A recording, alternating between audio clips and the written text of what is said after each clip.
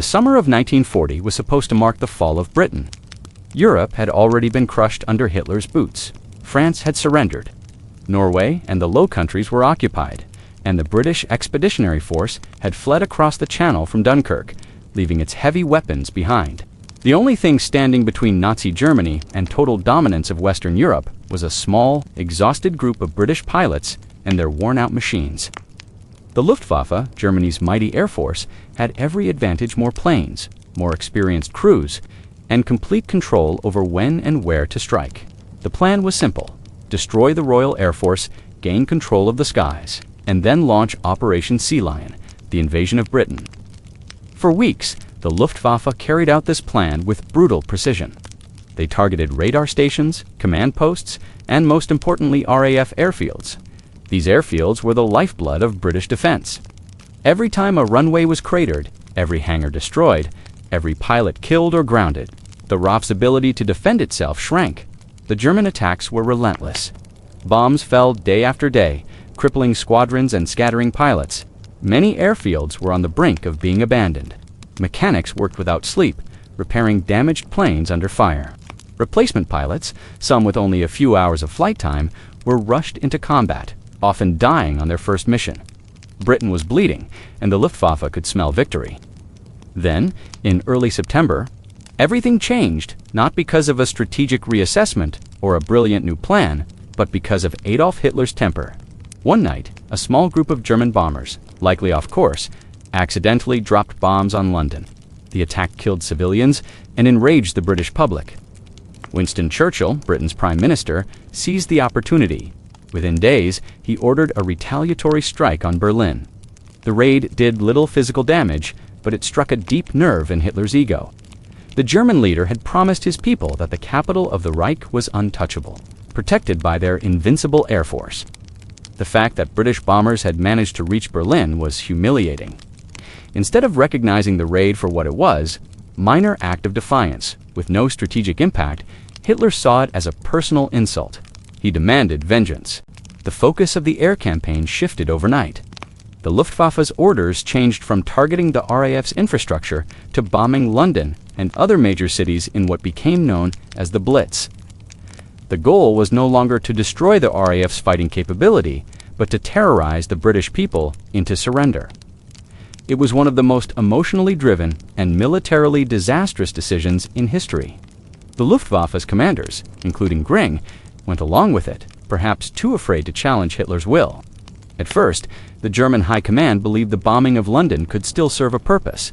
It would supposedly lure the RAF into large-scale battles over the city, where German fighters could destroy them all at once. In theory, it sounded plausible. In practice, it was catastrophic. By shifting the target to London, the Luftwaffe gave the RAF something they hadn't had in weeks: time. The airfields that had been under daily attack were suddenly left alone. Ground crews could repair runways and hangars. New aircraft could be brought in. Fresh pilots could be trained and deployed. Radar stations, which had been a revolutionary part of Britain's defense network, were also left intact and fully operational. With those radar stations working, the RAF could once again track incoming raids and direct their limited fighters with precision. The very tool that gave Britain its edge, the ability to see the enemy coming before they arrived, was no longer being threatened. In the skies, the difference was immediate.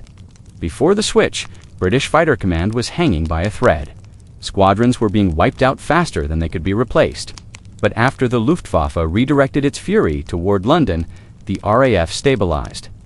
Pilots who were exhausted got a brief chance to rest. Aircraft production caught up with losses. Suddenly, the RAF wasn't fighting for survival, it was fighting to win. For civilians in London, the Blitz was terrifying. Entire neighborhoods were flattened. Thousands were killed.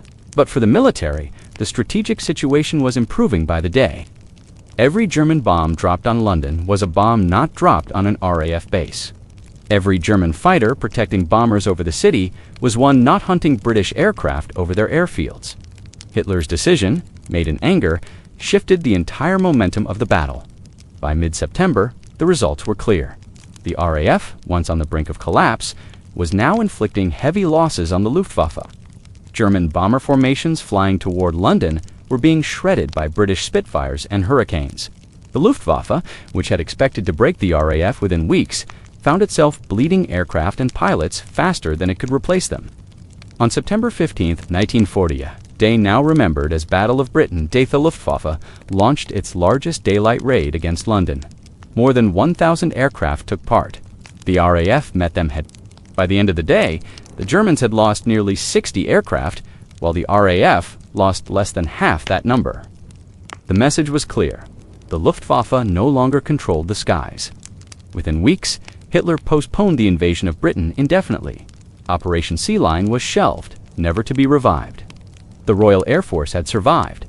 Britain, which many believed would fall within months, remained defiant. And all of it, every ounce of British resilience, had been given the time it needed by one of the dumbest strategic decisions in modern history. To understand how foolish the target switch was, imagine it in today's terms. It's like a boxer with his opponent pinned against the ropes, only a few punches away from a knockout, then suddenly deciding to stop hitting the opponent and start punching the audience instead. That's what Hitler did. He took his eyes off the one thing that could win him the fight, simply because he got angry. The most frustrating part for his generals was that the original strategy was working. German intelligence knew how close the RAF was to breaking. Pilots were overworked, replacements were inexperienced, and spare parts were running low. A few more weeks of sustained pressure could have forced the British to pull back or even surrender air superiority entirely. Without air control, any naval invasion would have been suicidal for Britain. But instead of pressing that advantage, Hitler threw it away for emotional satisfaction. This wasn't an isolated mistake. Either it reflected a larger pattern in his leadership. Time and again, Hitler allowed personal emotion to override strategic logic. The same stubbornness that led him to switch targets in the Battle of Britain would later drive him to make similar disastrous calls in Russia, North Africa. And during the final defense of Berlin, in each case, his inability to think rationally under pressure turned potential victories into catastrophic losses. The irony is that Hitler thought bombing London would break British morale. He believed civilians would panic, that the government would collapse under pressure, and that the British people would beg for peace. Instead, it had the opposite effect. The bombing united Britain. Churchill's speeches, broadcast across the nation, turned fear into resolve. The image of Londoners taking shelter in underground stations, singing and helping one another through the night, became a symbol of defiance. The Blitz didn't weaken Britain, it hardened it. Meanwhile, the Luftwaffe never recovered from the losses it suffered over Britain. The pilots who were shot down during the battle were irreplaceable. Germany's aircraft industry, stretched thin by war demands on multiple fronts, could not produce enough planes fast enough to regain its earlier strength. The Luftwaffe entered the later stages of the war weaker, less experienced, and more vulnerable than ever. The seeds of that decline were planted the moment Hitler made the decision to switch targets. The Battle of Britain was the first major defeat of Nazi Germany's military forces. It shattered the illusion of their invincibility and gave the world hope that the war could still be won. And yet, the decisive factor wasn't technology or numbers, it was ego. Hitler had all the tools to win, but he couldn't control his temper long enough to use them properly. The switch from airfields to cities turned the tide of the entire war. It ensured that Britain would survive as a base for Allied operations, a launch point for the eventual liberation of Europe, and a symbol of resistance against tyranny. One man's rage changed the course of history. If you want to keep uncovering the stories where arrogance, emotion, and sheer stupidity rewrote the outcome of wars, make sure to like, comment, and subscribe to Dumb Historian, because history isn't just about who fought the hardest, it's also about who made the dumbest mistakes. By the summer of 1940, Britain stood alone. France had fallen, Europe was under Nazi control, and Hitler believed that the island nation across the Channel would soon crumble. The Luftwaffe, fresh from its victories over Poland and France, was the most experienced air force in the world.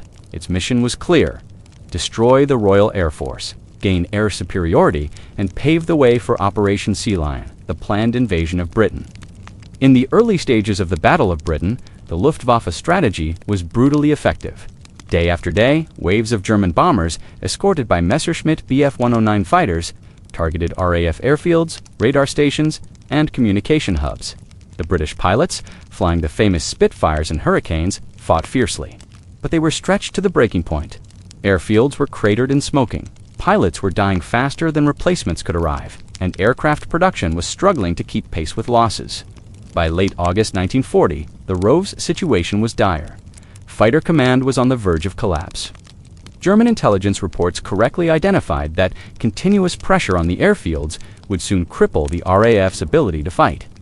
If the Luftwaffe had continued this strategy for just a few more weeks, the skies over southern England might have been lost, and with them, Britain's last line of defense. Then came a single night that changed the course of the war. On the evening of August 24, 1940, a small group of German bombers, flying in poor weather and under heavy stress, accidentally dropped their bombs on London instead of their intended industrial targets. Civilian casualties followed, and though the raid was unintentional, it enraged the British government. Prime Minister Winston Churchill immediately ordered a retaliatory bombing raid on Berlin. The British raid on Berlin caused little physical damage. Only a few bombs even hit the city. But it wounded something far more dangerous: Hitler's pride. The German leader had promised his people that Berlin would never be bombed, that the enemy would never dare to strike at the heart of the Reich, to have British bombers flying over his capital. Even briefly was an insult he could not ignore. In a fit of rage, Hitler ordered the Luftwaffe to change its target. Instead of continuing to bomb the RAF's airfields and communication networks, the German air campaign would now focus on London and other major cities. The shift was immediate and absolute. The strategy that had been close to breaking the RAF was abandoned in favor of retaliation, an act of pure emotion rather than logic. This decision, made in anger and pride, handed the RAF the most precious gift of the entire battle: time. For nearly 3 weeks, the Luftwaffe's relentless attacks on airfields stopped. Instead, German bombers began nightly raids on London, what would later be called the Blitz. While London burned, the RAF rebuilt. Runways were repaired, damaged radar installations were restored. Pilots who had been flying and fighting without rest were given a chance to recover. New squadrons were rotated in. Training programs, previously rushed and chaotic, began producing new pilots at a sustainable rate. The RAF, which had been hanging by a thread, used that time to get back on its feet. That 3-week pause was decisive. It allowed the British command to reorganize their defense system and regain operational stability. The radar network, which had been one of Britain's greatest advantages, was brought back to full strength. With radar coverage restored, Fighter Command could once again detect incoming raids early and direct their limited fighters where they were needed most. Without that system, they would have been blind. At the same time, the psychological effect on the pilots and ground crews was enormous. Before the switch, morale had been collapsing. Squadrons were being wiped out, aircraft were burning on the ground, and exhaustion was setting in. The men felt like they were losing.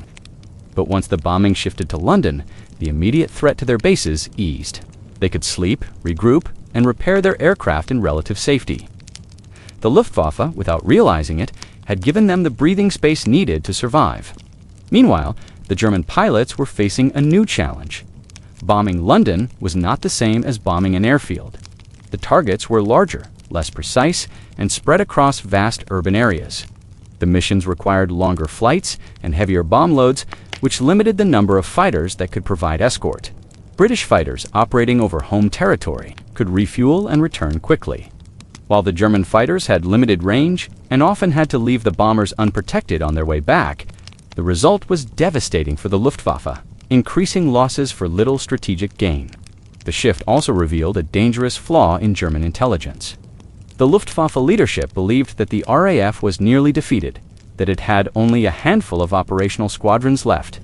They assumed that the switch to bombing cities would draw the last British fighters into a final battle over London, where they could be destroyed.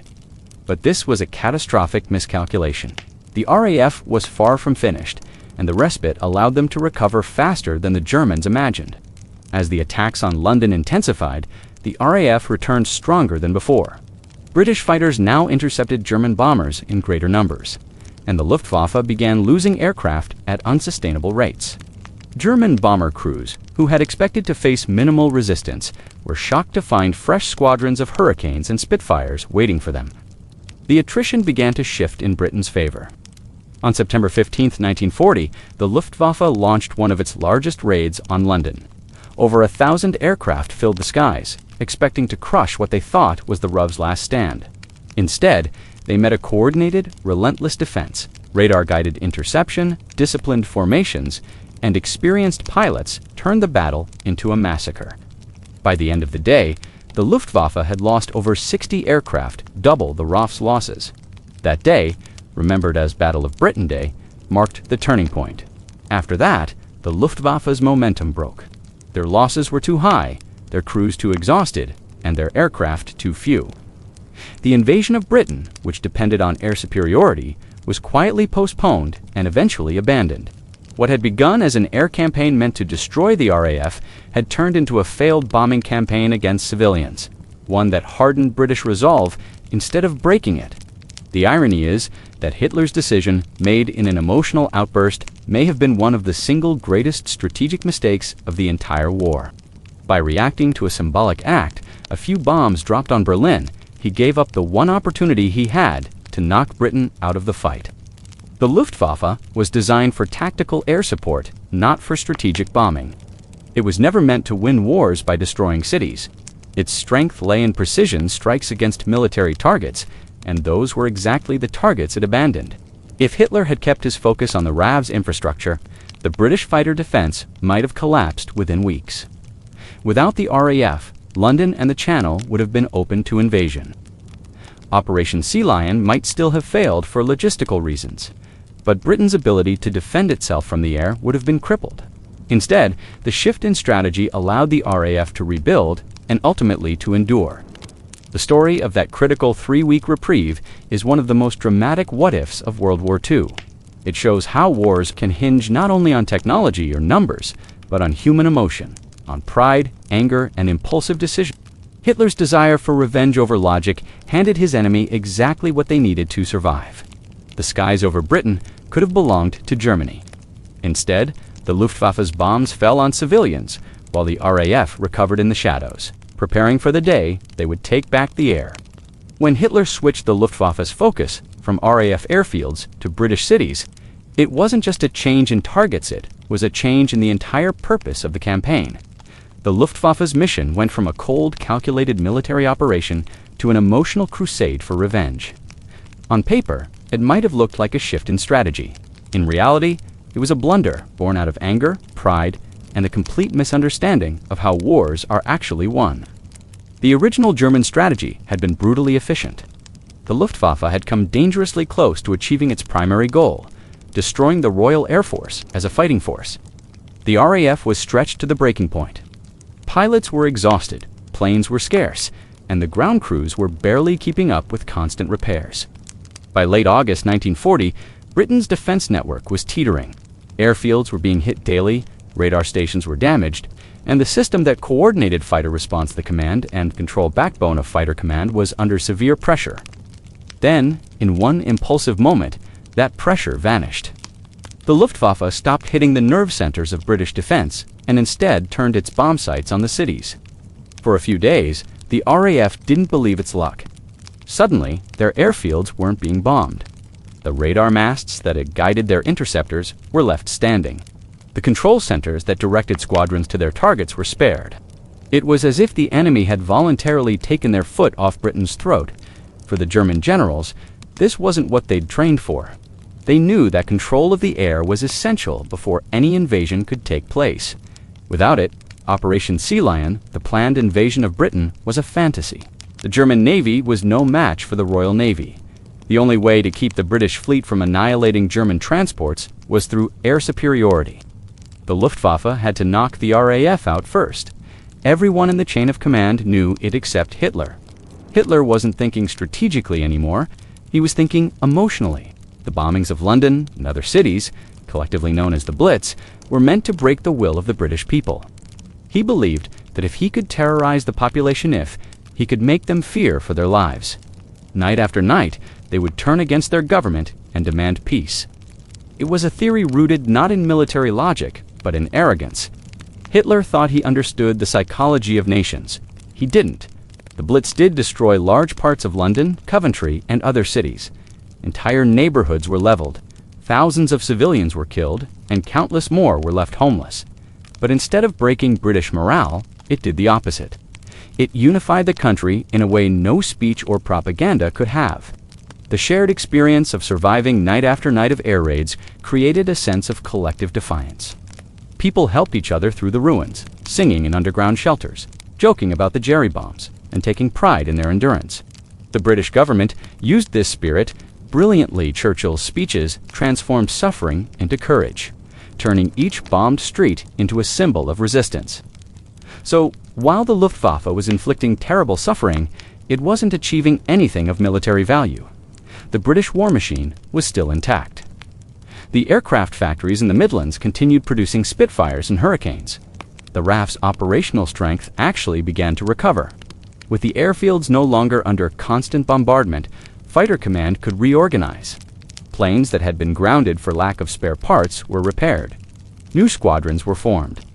The radar network, critical to early warning, remained functional, giving Britain the ability to spot incoming raids and direct their fighters efficiently. Meanwhile, the Luftwaffe's bomber crews were flying deeper into enemy territory, facing tougher opposition. Bombing London was far riskier than bombing southern airfields. The longer flight time meant more fuel, more fatigue, and less time to defend themselves. British fighters, now well-rested and better coordinated, could intercept them more effectively. German losses began to climb sharply. What had been a near-certain path to victory was now a grinding, costly campaign that achieved nothing concrete, and yet Hitler wouldn't change course. He was convinced that Britain's resistance was an illusion, that the island nation was on the verge of collapse. His pride wouldn't let him admit he'd made a mistake. Every night of bombing, every civilian death, every glowing inferno in London's East End was, to him, proof that he was breaking Britain's back. But the numbers told a different story. Aircraft production in Britain actually increased during the Blitz. More pilots were being trained. The RAF's operational readiness improved. The more Hitler bombed, the stronger his enemy became. It's important to understand just how close Germany had been to success before this blunder. In August 1940, British Fighter Command was operating on fumes. Some squadrons had fewer than 5 operational aircraft. Experienced pilots were dying faster than replacements could arrive. The pressure was immense. The Luftwaffe had nearly achieved what every military planner since Napoleon had dreamed of, forcing Britain to its knees. And then, right at the brink, they stopped. In the weeks following the target switch, RAF squadrons began to reassert control over the skies. The Dowding system, named after Air Chief Marshal Hugh Dowding, depended on radar and tight coordination. Because radar stations were no longer under attack, this system worked flawlessly again. When German bombers crossed the Channel, British fighters were waiting for them, guided by real-time intelligence. The advantage had shifted completely. German bomber crews began to notice something unsettling. They were losing more planes with each raid, and the damage they inflicted on the British war effort was minimal. They were destroying homes, not hangars, killing civilians, not pilots. The Luftwaffe's campaign had become an exercise in futility. They were expending resources, fuel, and manpower for psychological effect rather than strategic gain. Even within the German command, there was growing frustration. Field commanders and intelligence officers tried to warn Hitler that the Blitz wasn't working. Reports showed that British morale remained high and that industrial output was increasing. But Hitler dismissed them all. In his mind, terror was a weapon that could win wars. He had used it successfully in Poland, Norway, and Francois, not here. What he failed to see was that Britain wasn't like those nations. The British people had nowhere to retreat to, no expectation of mercy, and a leader who refused to even consider surrender.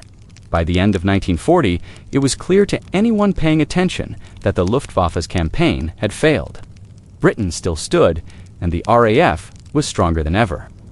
If Hitler had stayed focused on the airfields, the outcome might have been very different. Britain could have lost its air defense, making the invasion possible, or at least forcing Churchill to consider peace talks. But instead, Hitler ensured that his enemy survived and that survival changed the entire trajectory of World War II. It's a perfect example of how emotion and ego can destroy rational military thinking. Instead of making the decision that would win the war, Hitler made the decision that made him feel powerful. The Luftwaffe, the most advanced air force in the world at that moment, was turned into a blunt instrument of terror instead of a scalpel for precision warfare. It was the strategic equivalent of lighting your own ammunition dump because you wanted to see a bigger explosion. The Battle of Britain's target, Switchwasen T just a mistake it, was a defining symbol of Hitler's leadership. His obsession with revenge over reason doomed his air campaign, saved his enemies, and set the stage for his future defeats. The world's most dangerous empire had just lost its first major battle, not because it was outmatched, but because its leader was outsmarted by his own pride. If you're fascinated by how pride and emotion have shaped the dumbest moments in history, don't forget to like, comment, and subscribe to Dumb Historian, where we dig deep into the mistakes that changed the world. By early September 1940, Fighter Command was dangerously close to breaking. The Luftwaffe had been striking relentlessly for weeks, and the RAF's network of airfields across southern England had taken catastrophic damage. Concrete runways were cratered, hangars destroyed, fuel depots burning, and repair facilities overwhelmed. Ground crews worked day and night under threat of renewed bombing, patching holes in runways and salvaging what remained of damaged aircraft. Each sortie flown by the RAF was a gamble, and each pilot that failed to return represented not just a life lost, but a loss of irreplaceable skill. Before Hitler's fateful decision to redirect attacks toward London, the Luftwaffe had been systematically dismantling the RAF's capacity to function. Fighter Command was stretched to its absolute limit. Aircraft could still be built, but trained pilots could not be replaced as quickly. Some squadrons were operating with half their original strength, while others were barely holding together through sheer endurance. Ground crews slept under their aircraft, refueling and rearming planes between sorties that often came only minutes apart. The entire structure of British air defense was on the brink of collapse. When the Luftwaffe suddenly shifted its focus away from airfields to bomb London, it was as though the RAF had been handed an unexpected lifeline. The pressure that had been crushing them eased almost overnight. For the first time in weeks, airfields were not the primary targets. The sound of approaching bombers still haunted the night skies. But now they were headed toward London's docks and factories, not the RAF's critical infrastructure. This pause gave Fighter Command something more valuable than any weapon time.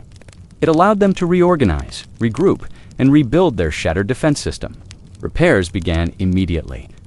Cratered runways were filled in, control towers restored, and radar masts that had been damaged in earlier raids were brought back online. These radar stations were vital. They formed the backbone of Britain's early warning network, allowing squadrons to intercept German formations before they reached their targets. Without them, the RAF would have been blind. But even more crucial than repairing physical damage was the opportunity to stabilize their personnel. The RAF's greatest problem wasn't aircraft, it was pilots. Before the respite, they were losing men faster than new ones could be trained. Pilot training programs had been accelerated, cutting corners to get fresh men into the air faster. But the new pilots were inexperienced and unprepared for the brutal reality of dogfighting against seasoned German veterans. The shift in German strategy allowed the RAF to finally rotate squadrons out of the front line, giving exhausted pilots rest and giving new recruits the time and space to train under less chaotic conditions. This rotation system became one of Fighter Command's most effective survival strategies. Instead of grinding squadrons down to destruction, as had been happening in August, they could now balance experience with recovery. Pilots who had been flying multiple sorties a day could finally sleep, eat properly, and mentally recover from the constant stress. Ground crews, who had been working until they dropped, were able to properly maintain aircraft, ensuring that the next round of combat wouldn't be fought with machines held together by desperation. The RAF also used this period to implement a more systematic organization of their fighter squadrons. Under Air Chief Marshal Hugh Dowding's leadership, the RAF divided its forces into groups and sectors that could operate semi-independently. Each sector had its own control center linked directly to the radar stations and the observer corps, allowing for faster, localized decisions. Before the pause, this system was struggling to function because of constant damage to communications lines and command centers. Now, with the attacks redirected to cities, Dowding and his commanders were able to restore coordination and streamline the flow of information from radar detection to fighter interception. The effect of this improvement was dramatic. When the Luftwaffe eventually returned to targeting airfields and military installations, the RAF was no longer the fragile, exhausted force it had been. It was reorganized, rested, and far more efficient in its operations. Squadrons could be scrambled with precision rather than chaos. Maintenance cycles were balanced. New aircraft were being delivered to the front lines faster than they were being destroyed. This turnaround was so significant that even German intelligence noticed a difference. Reports from Luftwaffe pilots who flew missions over southern England in late September described unexpected resistance. They had assumed the RAF was nearly finished, that its reserves were depleted. Instead, they were met with renewed energy and more coordinated defenses. It was the direct result of that critical pause, the 3 weeks, during which Hitler's rage gave the RAF exactly what it needed to understand the full magnitude of what this meant. Consider the psychological state of the pilots. The Battle of Britain was not just a war of machines, it was a test of endurance and morale. British pilots lived with constant fatigue and the knowledge that they were vastly outnumbered. Every day could be their last. Many had seen close friends shot down before their eyes. Under such strain, even the most disciplined fighter could break. The pause in German attacks allowed them to recover their focus and confidence. During that time, training centers in the Midlands and Scotland increased their output, sending fresh pilots south. These men arrived to find better organization, better leadership, and a fighting spirit that had been restored. The RAF's command made sure that veterans were paired with rookies whenever possible, not just to train them, but to preserve the experience that had been earned through blood and exhaustion. Meanwhile, British industry, shielded from the worst of the airfield bombings, was able to boost aircraft production. Factories producing Spitfires, Hurricanes, and replacement parts were operating around the clock. By September, Britain was producing more fighter aircraft than it was losing, a fact that would have been impossible if the airfield bombings had continued unchecked. From a purely operational standpoint, the Luftwaffe's target switch undid its own progress. In August, they were close to breaking the RAF's back. By October, they were fighting a rejuvenated opponent with improved logistics, restored communications, and a growing number of trained pilots.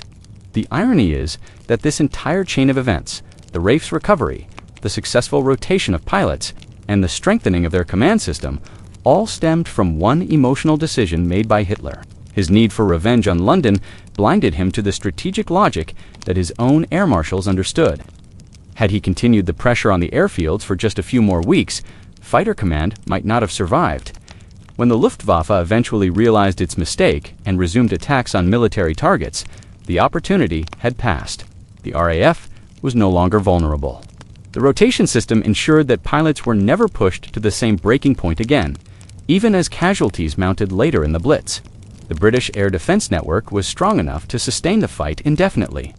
In the end, that pause, those precious 3 weeks of breathing room, changed the entire course of the war. It allowed Britain to hold the line long enough for the United States and the Soviet Union to later enter the conflict. Without it, the story of the Second World War might have ended very differently. Hitler had intended to crush the RAF through relentless pressure, but his own impatience shattered his plan.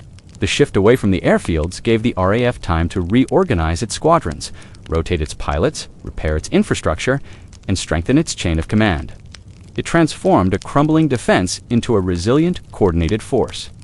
When the Luftwaffe returned to the skies over Britain, expecting an easy victory, what they found instead was a revitalized opponent, rested, rearmed, and ready. Fighter command had been brought back from the edge of destruction, all because of one emotional outburst that gave them the time they needed to survive. In the end, the decision to switch targets from the RAF to London wasn't a calculated strategy, yet was a collapse of discipline at the highest level of command. Hitler's choice to abandon the systematic destruction of airfields for the emotional satisfaction of revenge marked the moment Germany lost its best chance to win the war in the West. It was a failure of nerve disguised as strength.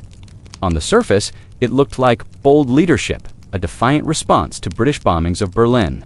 But underneath, it exposed the truth of Hitler's psychology, an unstable man, ruled by ego, insecurity, and a desperate need to appear in control. By September 1940, the Luftwaffe had the RAF cornered. British pilots were flying multiple sorties a day, sleeping in their cockpits between missions, while ground crews worked around the clock just to keep the planes operational. Supplies were thin, and the chain of command was fraying. Every new wave of German bombers pushed fighter command closer to the breaking point. The British defense network carefully designed by Air Chief Marshal Hugh Dowding, was one of the most sophisticated systems of its time, but even it had limits. The Germans were just days away from pushing it past those limits. Then Hitler blinked. The British bombing of Berlin was a humiliation he couldn't tolerate. His pride was wounded. Rather than stay focused on the military objective destroying the RAF, he redirected his fury toward the British population. The new mission wasn't to win the battle, it was to punish. Overnight, Germany's war strategy became personal. The skies over Britain were no longer a battlefield, they were an outlet for Hitler's rage. That's what makes this mistake so extraordinary.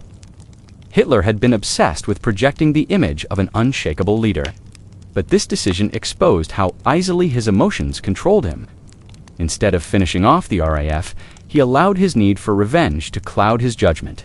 It was a textbook example of what military historians call a failure of strategic nerve the moment.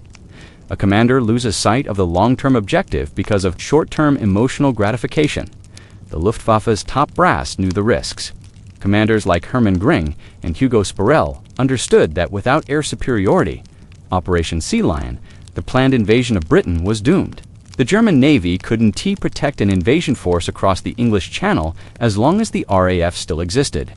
The airfields and radar stations weren't symbolic targets, they were the key to the entire campaign. Destroying them meant victory. Bombing London meant nothing. Yet no one dared contradict Hitler. His word was law, even when it made no sense. The officers beneath him had learned that questioning his decisions often led to humiliation or worse, so they obeyed, even as they knew they were sabotaging their own campaign. The Luftwaffe shifted to bombing cities, and in doing so, handed the RAF the one thing it desperately needed: time. Those few weeks of respite were everything. Fighter command recovered. Airfields were repaired, radar towers rebuilt, and new aircraft rolled off production lines. Pilots who were on the brink of collapse got rest, reinforcements, and morale. The tide began to turn almost immediately. When the Luftwaffe returned to attacking airfields later, it was too late. The window had closed. The RAF was stronger, faster, and better coordinated. The dream of German air superiority died in the skies over southern England. And with that, Operation Sea Lion was finished before it began. The Germans could never invade Britain without control of the air. Every ship, every troop transport, every barge would have been slaughtered by British aircraft and the Royal Navy before even reaching the shore. Hitler knew it too, though he would never admit it publicly. The target switch meant to crush British morale, instead destroyed his own strategic credibility. What could have been a short, decisive campaign became a drawn-out war that turned against him. But there's something deeper in this failure than just poor strategy. The target switch reveals a psychological pattern that defined Hitler's leadership from that moment onward. Whenever the war demanded discipline, patience, and logic, he defaulted to emotion, pride, and impulse. His generals would later call this his leadership by delusion, the habit of turning every setback into a personal vendetta, every strategy into a reflection of his ego. The decision to bomb London was the first clear sign of that pathology, and it set the tone for the rest of the war. From an analytical perspective, this decision also underscores the difference between tactical and psychological warfare. The Luftwaffe's shift was supposed to be psychological, to terrorize civilians, to make the British people lose faith in their leaders. But the psychology backfired. Instead of fear, it produced resilience. Instead of submission, it sparked defiance. The British government broadcast every raid as proof of their enemy's cruelty, not strength. The bombings unified the nation, giving them a collective identity. The people who endured, that identity became the backbone of the Allied resistance. It fueled Churchill's rhetoric, the same speeches that would echo across the Atlantic and inspire American support. In a single strategic misstep, Hitler turned the British people into heroes and himself into the villain of their story. It wasn't just a military defeat, it was a cultural one. The irony is that Germany didn't even gain the propaganda advantage. Far from frightening the Allies, the Blitz gave them moral clarity. American journalists reported from London during the bombings, writing about the courage of ordinary Britons facing nightly terror. Those reports shaped public opinion in the United States, softening resistance to future American involvement in the war. In the long run, Hitler's act of rage helped forge the alliance that would eventually destroy him. Had Hitler stayed the course, had he kept his focus on the RAF, instead of London, the entire trajectory of the war might have changed. A crippled RAF could not have defended Britain's skies. The Royal Navy, though powerful, would have been left vulnerable without air cover. Operation Sea Lion might have been attempted, even if risky. A defeated Britain would have changed everything. No Western Front, no base for the American invasion of Europe, no D-Day. But none of that happened because Hitler couldn't control his anger. It's hard to overstate how much this single decision cost him. It was the turning point that transformed a near-certain victory into the beginning of decline. Every success Germany achieved afterward was temporary. Every campaign haunted by the same flaw on inability to separate emotion from strategy. The target switch wasn't just a mistake of tactics, it was a window into the mind of a dictator ruled by insecurity. Even decades later, military historians study the Battle of Britain, not only as a tactical event, but as a psychological case study in leadership failure. It shows that wars aren't lost only through lack of resources or inferior weapons, they're relost through human weakness. Pride, impatience, and the refusal to adapt can destroy even the most powerful war machine. Hitler's Germany had all the tools it needed to win that battle. What it lacked was the humility to stay focused on the goal. When the smoke cleared and the last bomb fell, Britain still stood.